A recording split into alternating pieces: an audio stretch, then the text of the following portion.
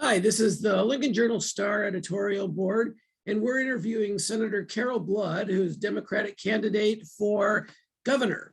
I'm Dave Bundy, editor of the Journal-Star. I'm going to ask our three editorial board members on here to introduce themselves, and then, Senator, you're going to do a lot of talking.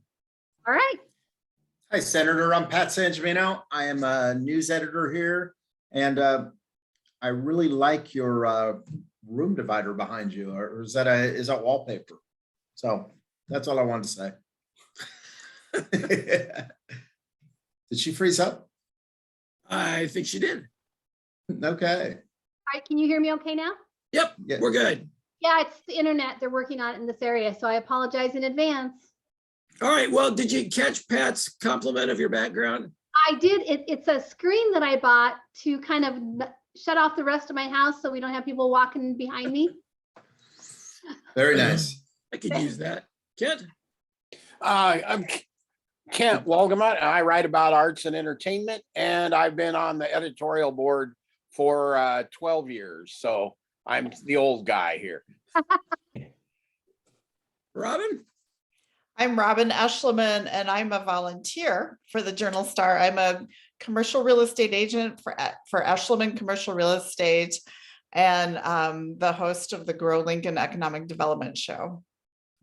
Hey, Robin. Robin, we got to come up with a better term than volunteer, because you know, it's more than volunteering. Sounds like she's I crash Zoom meetings.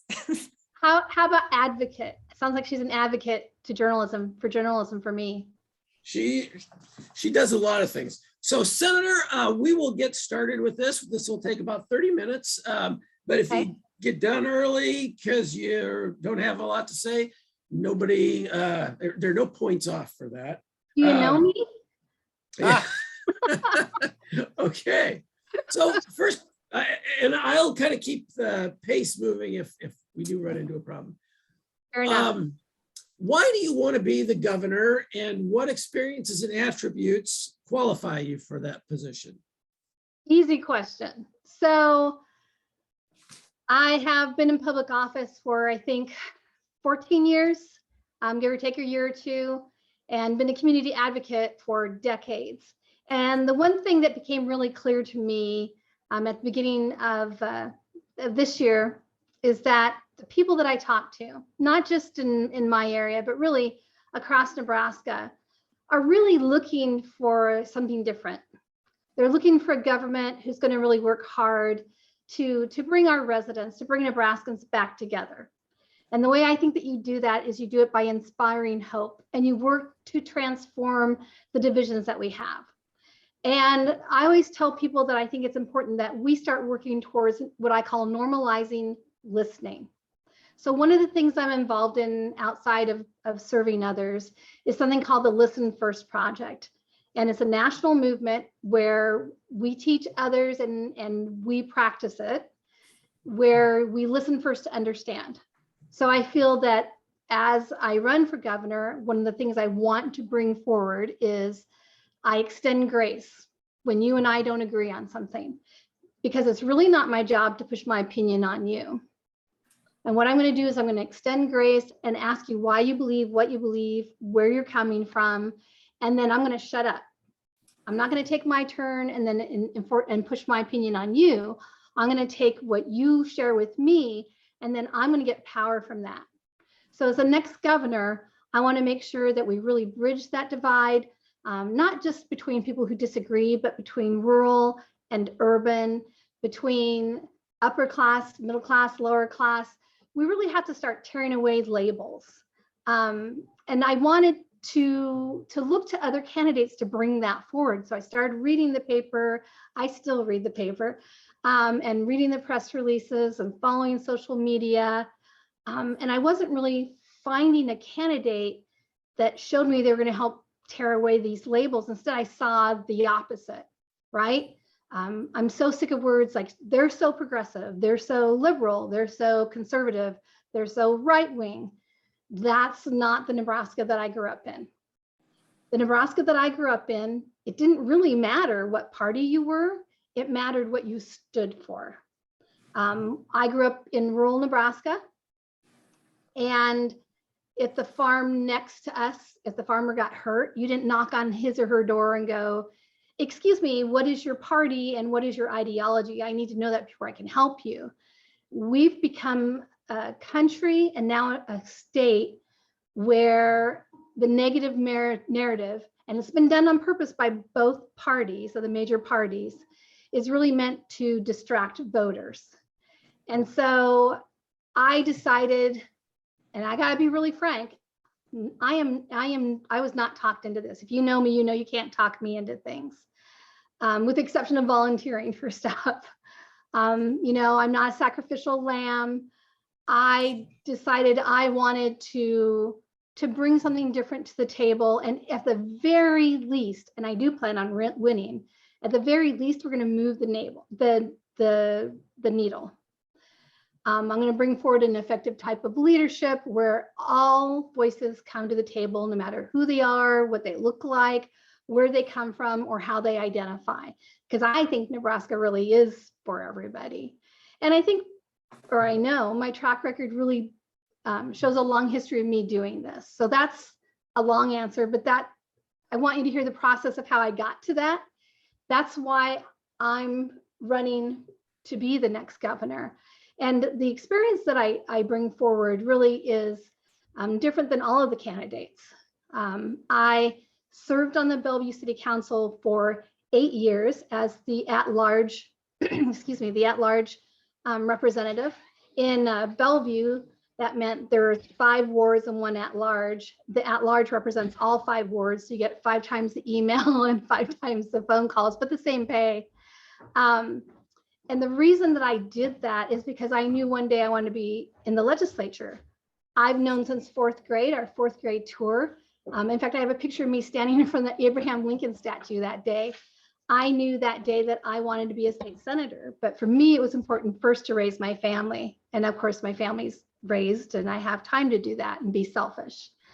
So I served 8 years and learned about what it meant to be a Dillon state.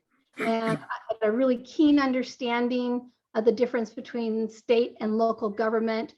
And during that time, I was able to serve in groups like, gosh, now I'm drawing a blank, LINREX, League of Municipalities. Municipalities. Yeah. As a legislative leader where we worked on legislation, representing Bellevue. I served on there for 8 years as well.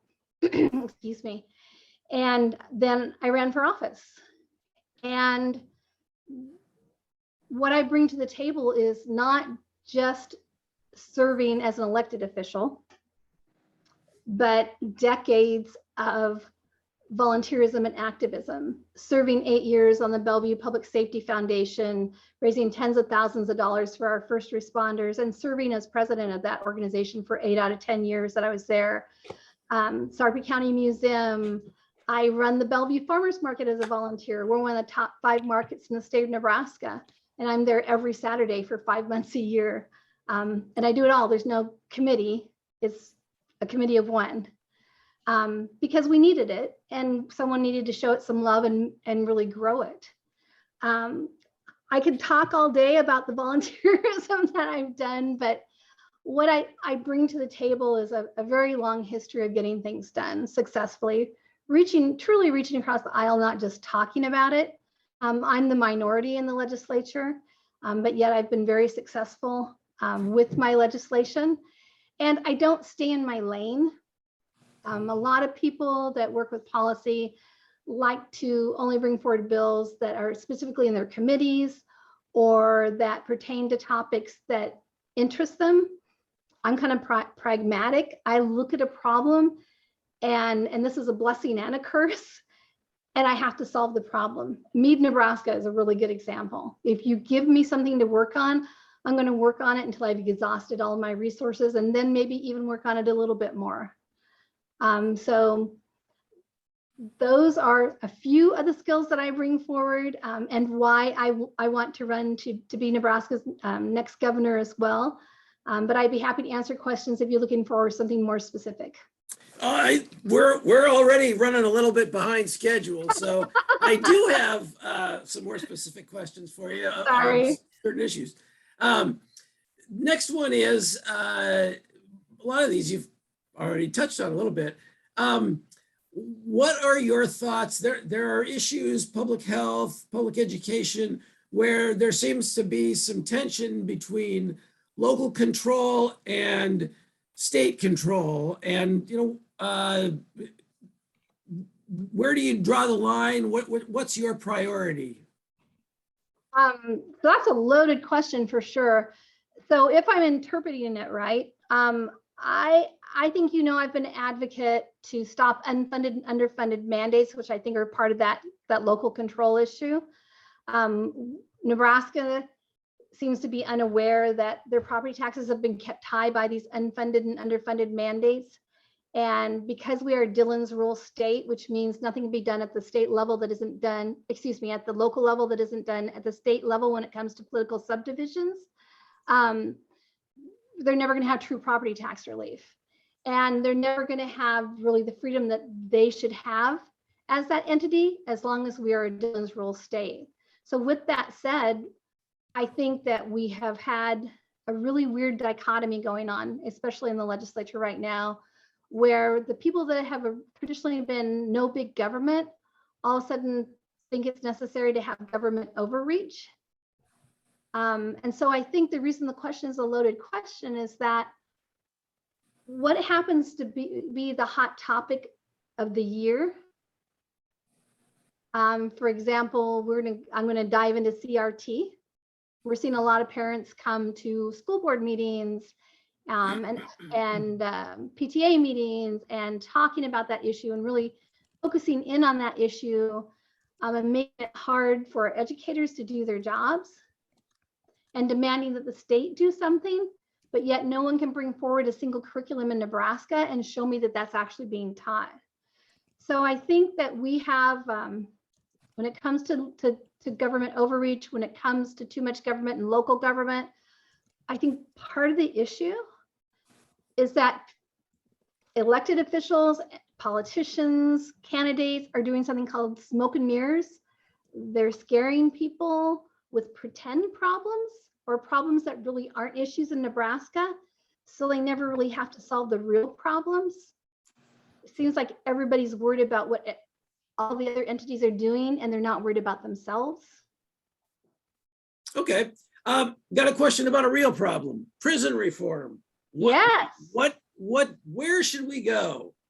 Okay, so I don't know if you know this, but I worked in the prison system for 6 years.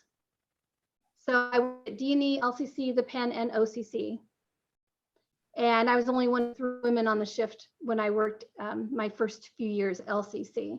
And I think the first pregnant woman to ever run the yard at LCC also. So my background is very different than a lot of the policymakers. I've also ran a crisis center for abused women and children, worked with law enforcement. So I have kind of a 360-degree view of everything.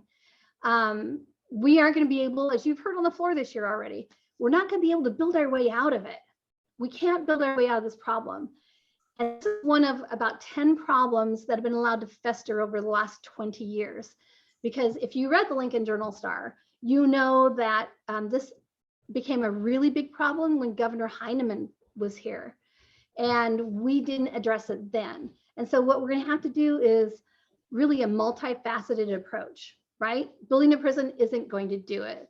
So we have to do something that I call decarceration. And we need a strategy that understands that the vast majority of the people that we're going to have incarcerated right now are one day going to be our neighbors. They're going to live next door to us. They're going to be in the grocery stores. They're going to be at our churches. And so we have to do a better job of rehabilitating them. We cut a lot of that budget back when Heineman was governor, and we've slowly started pushing more towards programming, but we really haven't done a good job of helping those that are incarcerated get integrated back into our communities. In fact, when some of them do get paroled or they jam out, we really don't have anywhere for them to go except back into the communities where the problem started in the first place. So the first thing I would talk about is, or the first 2 things, is that we have to do a better job when it comes to rehabilitation because the recidivism rate could be better. But we also have to have a plan for them so we can integrate them into our neighborhoods. And then we also have to start working towards things like expanding our pretrial or deferred prosecutions. We have to do a better job of expanding our problem-solving courts. And when I say problem-solving courts, I mean things like drug courts, veterans courts, in case someone doesn't know what I'm talking about. And then we really need to start doing a cost-benefit ratio to start educating Nebraskans. I think this is where the disconnect is that Nebraskans know that they want bad guys in prison. Who doesn't? But if we can show them that and project our cost savings to our taxpayers, and then use better program to educate the public on the importance of protecting them through rehabilitation instead of let's just lock them up, I think that we would be on a different path than we are now. Instead, what Nebraska has done is say, let's put more rules in place. Let's lock up the bad guys. Let's ignore the problem and pretend it doesn't exist instead of solving the problem. So the way we're going to do that is combined treatment options, better court options. And then, what are we going to do with our nonviolent offenders? And I think you heard that on the floor. Would you rather have a nonviolent offender go into the prison and learn how to be a better criminal because they got nothing but time on their hands? And I know for a fact, because I've been there, working, not living. Or would you rather have somebody who is being told that they have to work, being helped with resources, and then paying into the tax system and becoming a better citizen? So it's multifaceted. Do we need a new prison? Yes, because we haven't taken care of the infrastructure that we have, but not as the answer to our prison overcrowding, because we'll never have the money to build our way out of it. And if we had started 22 years ago when this problem first became really bad, we'd be in a totally different place. All right, thank you. Next question, similarly broad. What's your answer to tax reform? What shape should tax reform take? So here's my issue with tax reform, is that we really have never found anything that's sustainable, that's really tax relief. We have bills after bills after bills that we bring forward and say, we brought you forward property tax relief. We're going to make it better for all Nebraskans. But what we really do is bring forward bills that aren't sustainable beyond several years. And we keep kicking the can down the road. Everybody remembers that when 6 years ago, when there was no money, and there was no money because remember several years before that, everybody brought you forward property tax relief and everything was going to be great. And then we got there and there's no money in the coffers to do anything. So the first thing we have to do, and I already touched this a little bit, is we have to stop unfunded and underfunded mandates to our political subdivisions. Because, for instance, counties are creatures of the state. And what that means is that under Dillon's rule, they can't do anything that isn't in state statute. So when we pass down unfunded mandates to our schools, to our counties, to our municipalities, their only choice to raise funds is property taxes, which doesn't sound like much. But if you start looking at how much each county spends on unfunded mandates, like Sarpy County, this year alone, we're already over $10 million in unfunded mandates. And so in order to have true property tax relief, I believe we've got to stop the big lie. And I don't know if you noticed, but I actually have a constitutional amendment that people purposely love to death because they don't want it to go through. And it is my personal opinion that there are certain people that really don't want real property tax relief, because my goodness, what would they run on after that? Have you ever seen anybody campaign that didn't talk about property tax relief? I haven't, not for a really long time. So for me, we're going to start with the foundation. Then the foundation would be fully fund our schools, because the TIOSA formula is ridiculous. And I swear there's like 2 people in Nebraska that can even explain it. And with the fully fund our schools, we have to stop unfunded mandates. And then I believe we need to start doing something that's called a circuit breaker threshold bills. And we tried to get that on the Linehan bill and she refused this past week. So what I like about circuit breaker bills, especially for our farmers in rural Nebraska, is that And a circuit breaker, you know how that works, like it's a disruptor. So what I like about it for our farmers is that we know, for instance, that we're going into a drought, that right now we have an issue that comes with supply and demand because of what's going on in Russia and the Ukraine. And we know that there's the avian flu coming out. Those are three things that I'm really worried about in our ag community. That means people are going to be struggling again. And again, that's going to affect our budget, by the way, after giving away all that money this year. So say that you're a farmer and usually your income is up here, but because of the drought, because of the supply chain issue, and because you can't make a profit, your income comes down. The circuit breaker bill and homestead exemption is one of those examples too, by the way. So we already do it in Nebraska. Is that if that income comes down, then that person automatically gets property tax relief. We could be doing that for our people that are struggling right now. I had a bill earlier that brought that forward. So I feel like those three things are going to be the start. A lot of people are saying, well, we need to modernize our tax system and we need to balance our three-legged stool. I'm probably the only candidate that doesn't agree with that. The issue is that we have not been strategic when it comes to our finances. In fact, Bellevue, Nebraska doesn't even have a strategic plan. So how could we ever have effective tax relief?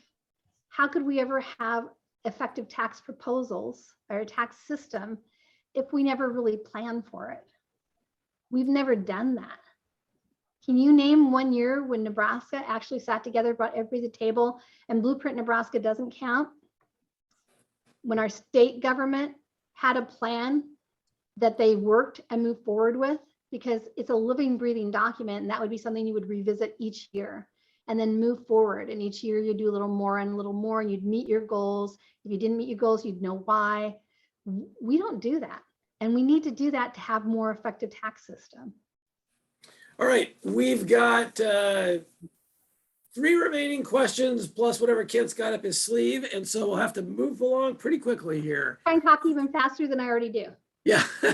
Do you believe efforts to investigate the 2020 election in Nebraska are warranted?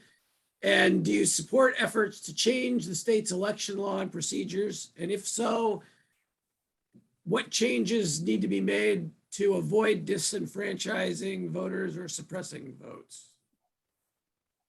Well, I believe, based on the evidence that I've been shown, based on the information that I've gotten from our Secretary of State, that in Nebraska, our elections have been free and fair and secure. And I think that it's actually our job to be removing hurdles to make it easier for people to vote, not harder for people to vote. And to be very frank, the data that I've seen from outside groups, although I know they've worked very hard on and they feel very passionate about it,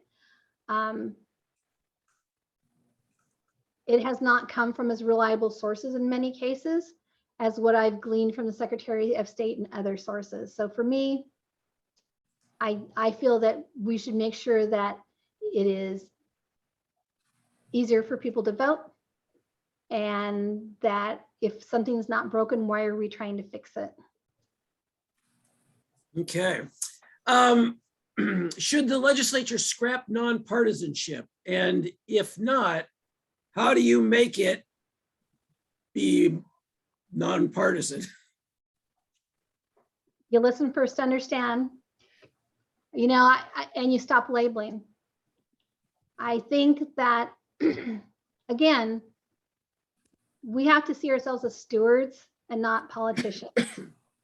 And as a steward, your job is to be a vessel, and it's your job to go into community and have people fill you up with information, and then you have to represent their voices, not the voice of party, not the voice of partisanship. And we've gotten away from that. And the reason we've gotten away from that is it's much easier to win an election if you instill hate and fear. So no, we should not go to partisanship. And the way that we combat it is that we let our actions speak louder than words. All right, my final question has to be the last question. So Robin, Kent, Pat, I know Kent's got a couple, but Robin usually does too, and Pat's raising his finger. Are you ready for me? The Go right ahead, thing. Pat. You used in your opening, Senator, you used the term sacrificial lamb, saying you're not one. Yeah. Are you hearing that a lot on the campaign, that you're some sort of sacrificial lamb? And how closely are you following the what's going on the GOP side of the campaign? You know, I'm doing what I've always done. I have won 4 elections in a highly Republican area.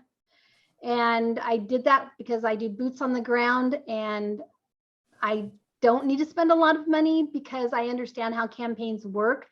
I don't pay a lot of attention to what's going on, no matter who my opponents are, because I think the messaging is very negative, and that's not something I like to be around, to be real frank. I just, the reason I say I'm not a sacrificial lamb is that is what first came up, because I am only one of 2 Democrats running. But one of the reasons I'm one of only 2 Democrats running is because a lot of people said, I'm not going to step into the arena if Carol's running, because I know she's going to work her butt off. And I just like to make it clear to people that, yeah, this wasn't on my radar, but because of what was going on with the other candidates, which you can't avoid if you read the paper, right? It motivated me to show Nebraskans that we can be better. So do you have kind of an underdog mentality to all of this, or in any way? You know, I wouldn't enter a campaign unless I thought I could win it. And it's not that I'm oblivious to past numbers and past races, but if you really break down the campaigns, it is actually possible for a Democrat to win a statewide election again. And it drives me crazy that people say there's no way, there's too many Republicans. I've been told I couldn't win 4 times and won 4 times. And I know it's a smaller area, but the way you campaign isn't any different. And what I'm finding is that when people meet me and they speak with me, when they're reasonable, they usually walk away and we're friends. And lots of times your friends will vote for you. All right, thank you. Robin, do you have anything before Kent does his thing? Sure, I'd like to ask a question if I could. I heard your answer about feeling fairly confident in the levels of honesty in the election, you know, in 2020. But I want to maybe ask a question in a little bit different way. Sure. We've had 2 presidential election cycles where people have said the Russians stole the election or the Democrats stole the election. And we know that at this point, it is in the water. So I'm going to ask the question in a little bit different way. Have you thought about what you would do if your favorite presidential candidate or your donor or your party came to you and said, we need to stop this. We need you to do something about the certification? Wow. Okay. So my party doesn't define me, and my party doesn't come to me and ask me to do things. That's kind of an understanding that we have. A little different, I know, than some of the other candidates. I'm not anybody's minion. So that would be a hard conversation to begin with based on that description. You know, if we were talking about something like a foreign country getting involved with an election, that's something that is going to have to be handled at the federal level. And that's something that I would have to support, because that is something that is definitely wrong. But I am science-driven, fact-driven, data-driven. If it's based on fear and hearsay, that's not something I could get behind. And so far, with the exception of what you referred to, which is a foreign country getting involved, I haven't seen anything that would make me motivated to whether I win or lose, to step up and worry about something like that. There's so much messaging that is incorrect and not based on facts, or they're based on skewed facts that are biased. That's why I read the newspaper still, folks, is that I don't believe the media is trying to fool me. I stay away from specific TV programs too that are simply media-based and third partisan. Real news and real information, facts, real data, real science. And there are still enough people on this planet that can give that to me. All I don't know right. if I answered that question, but you know, I don't feed into the fear factor. Kent? I'm interested in your position on the two big water projects that are out there. The canal that You better be asking all the candidates that question. I am. And the canal and the lake. I don't think I need to tell you anything more about them. Well, I mean, I have to be real honest, is that, you know, you're not going to stand in front of a train that you can't stop with your body. And that's where we're at with the lake and the canal, right? We're not going to be able to stop it. The deal was done. The decisions were made before we ever brought it to the floor. And that's kind of unfortunate. The thing with the canal for me isn't that I don't believe that we need to protect our water. We need to protect our water. And it isn't that I don't think water is important to our ag community. It's important to our ag community. The issue with the canal for me is that we haven't negotiated with Colorado at all. We have barely reached out to them and even worked with them, and they've been good stewards and providing what we agreed to. And now we're jumping into this, and we were putting, I think it's $53 million into putting together plans over the next 3 years. But we know that some of the permits they're going to need can take up to 20 years, 20 years, if we get that permit. So we're going to be putting all this money into this project, which we don't even know we'll be able to get permitted to do. We're doing it because we're worried that Colorado will take water from us, but Colorado's never done anything to show us that they were bad stewards. And we're also going to be affecting other compacts that we're in by making this decision. So do I think that we have to protect Nebraska's water? Yes. Do I think it's important to fund things that protect Nebraska's water and make sure that we have enough? Yes. But with that said, tens of millions of dollars, and we're picking a fight with our neighbor. We're doing the Hatfields and the McCoys. That's bad business. And the compacts that we are involved in, and there's more than that one compact that in the area that we're talking about, some of them are the federal government. So we'll be in court a lot. And I don't know that's how you go about it. Why wouldn't we sit down and talk with Colorado on how we can make it better? But we're not willing to do that. We're just going to plow through. So for me, I think that that's going to end badly. But I said that on the mic, and it's on record, and that's how I feel about it. And the lake's the same. I mean, the biggest issue for the lake for me is eminent domain. We talk so much about property rights, but look at the lake, you look at Mead, Nebraska, you know, eminent domain, first of all, is about being able to enjoy your property, right? Being able to breathe clean air, clean water, eat food that you grow in your garden. But it's also about having right to how you use your property. So again, we talked earlier, like these people that are supposedly are like no big government, no government overreach, all of a sudden want to overreach. So I have trouble with the logic in Nebraska politics, to be really honest.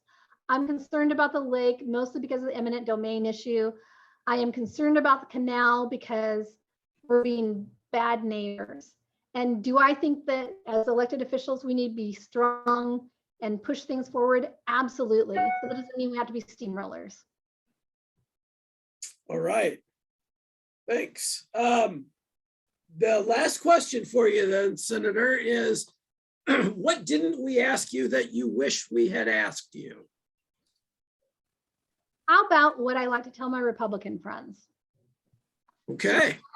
I tell all my Republican friends, you're unhappy with how things have been going on the last 20 plus years. You say your property taxes are too high. You don't like how some of the laws are that are being passed. But yet,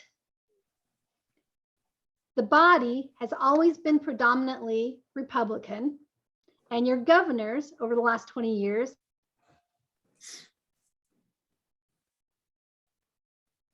maybe, Gonna just say, maybe, try something different and vote for a Democrat. All right. Well, thank you very much, Senator. It's been a pleasure talking with you today.